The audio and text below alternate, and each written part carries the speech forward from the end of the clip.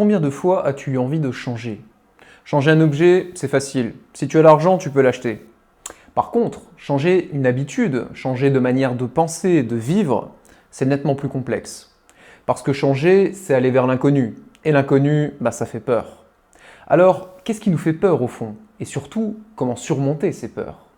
Parce qu'en restant dans le connu, en refusant l'inconnu, ne perd-on pas de vue ce qui pourrait nous changer la vie?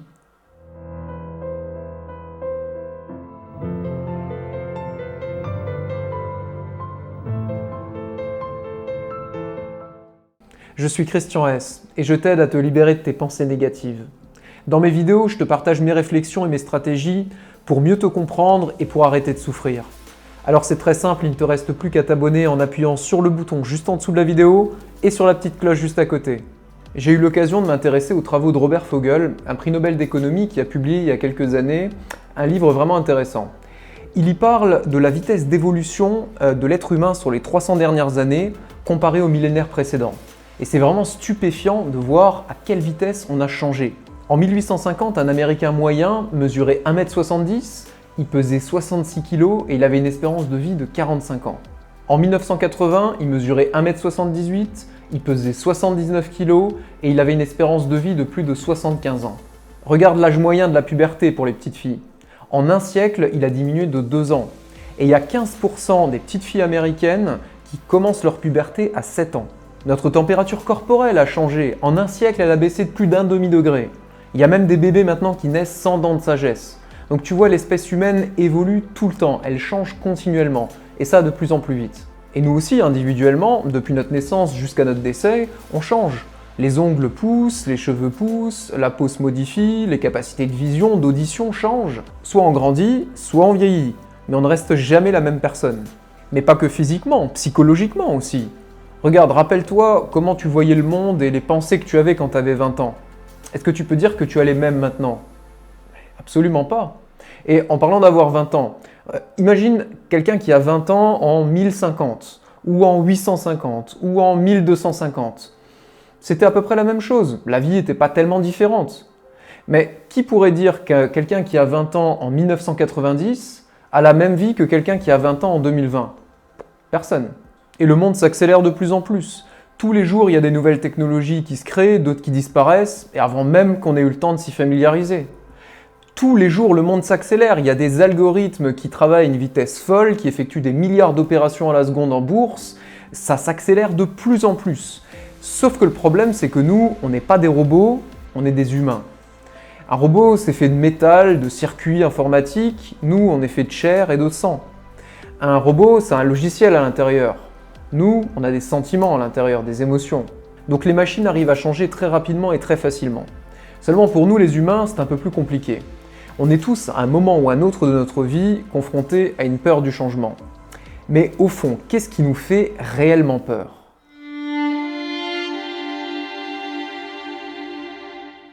Il y a certaines peurs qui concernent plus le rapport à soi. En premier, on peut avoir peur de l'échec. Alors, quand tu te lances dans un projet, une nouvelle activité, effectivement, tu peux avoir peur de te planter. Et la mauvaise nouvelle, c'est que ça va arriver très souvent. Parce que on n'est pas parfait, on apprend au fur et à mesure. Mais il y a quelque chose de très important à comprendre, c'est que quand tu fais quelque chose, c'est rarement une réussite totale ou alors un échec absolu.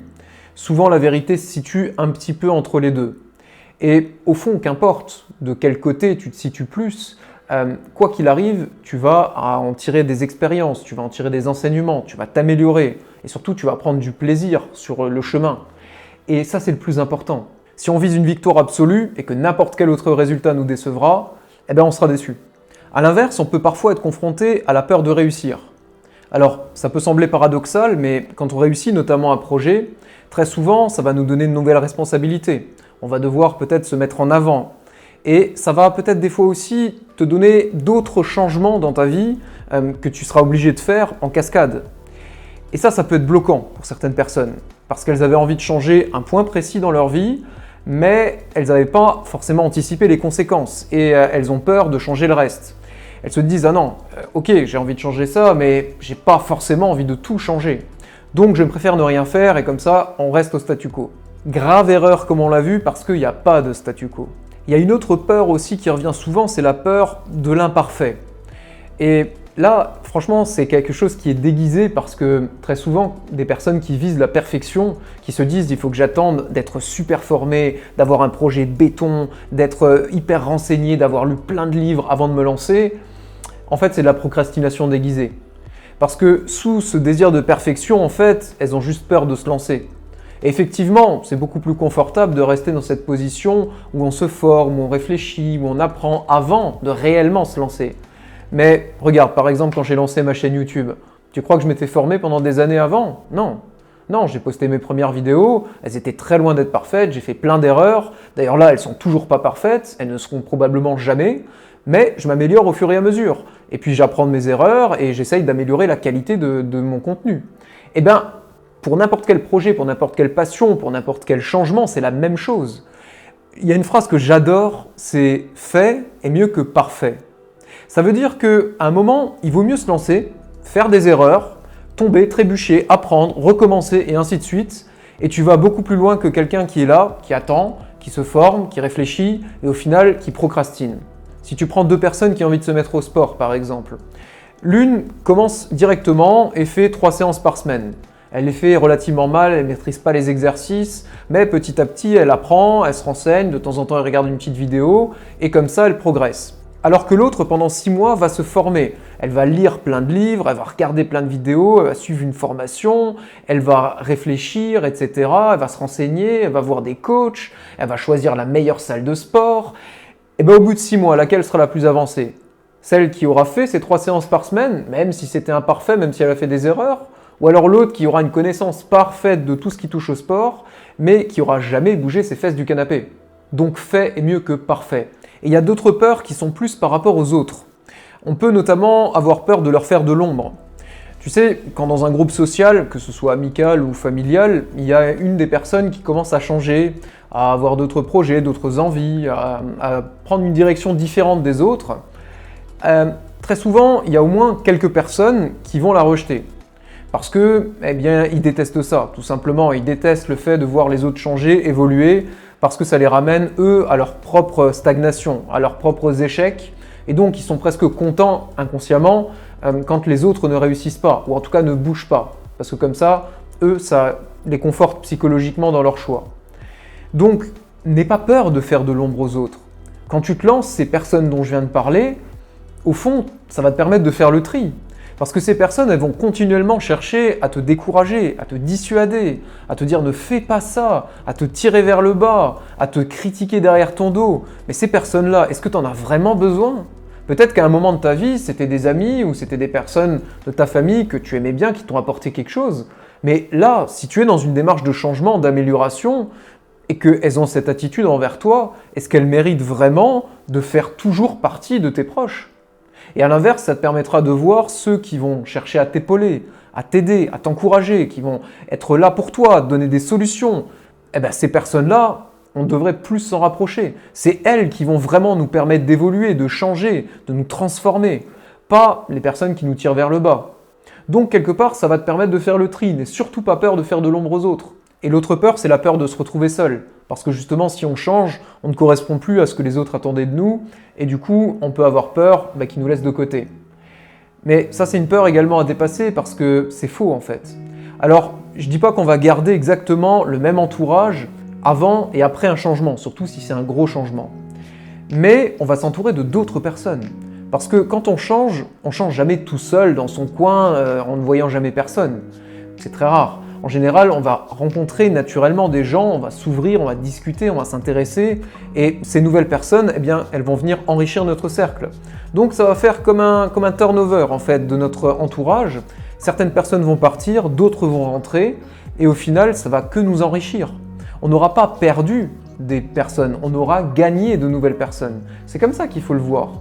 Parce qu'on aura perdu des personnes qui ne nous correspondent plus réellement, puisqu'ils nous correspondaient à l'ancienne version de nous-mêmes. Mais du moment qu'on décide de changer, on devient une nouvelle personne. Donc une nouvelle personne a de nouvelles relations, c'est tout à fait normal.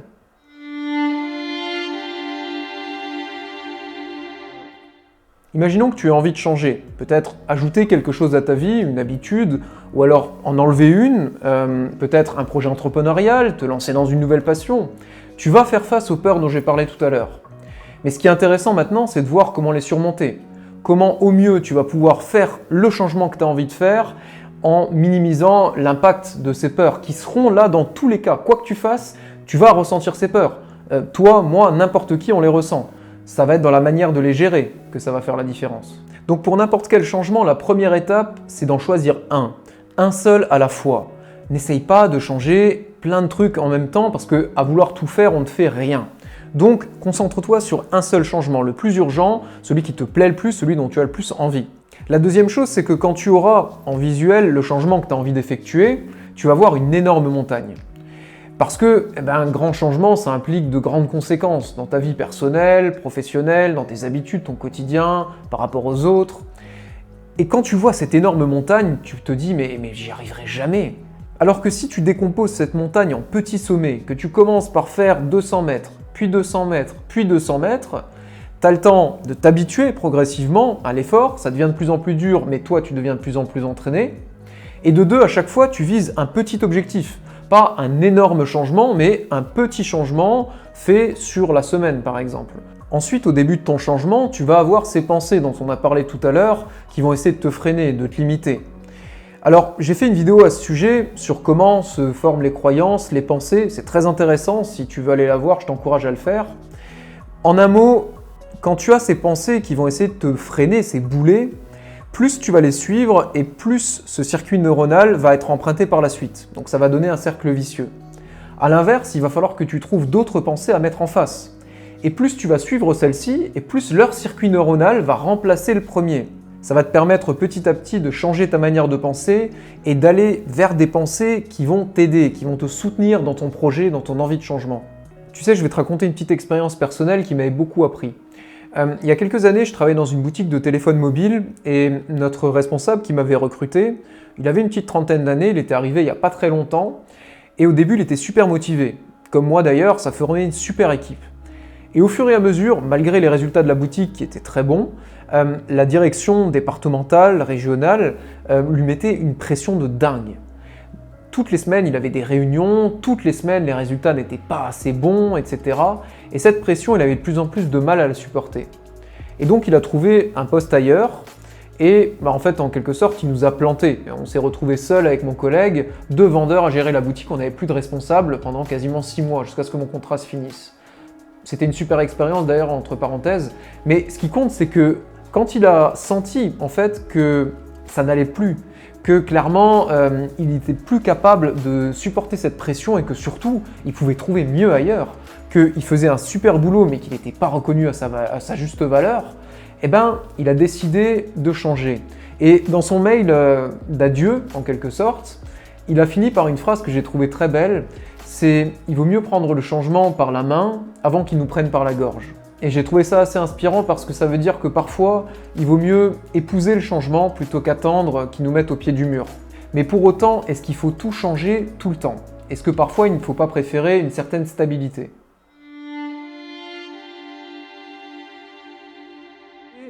Changer, c'est faire quelque chose de différent.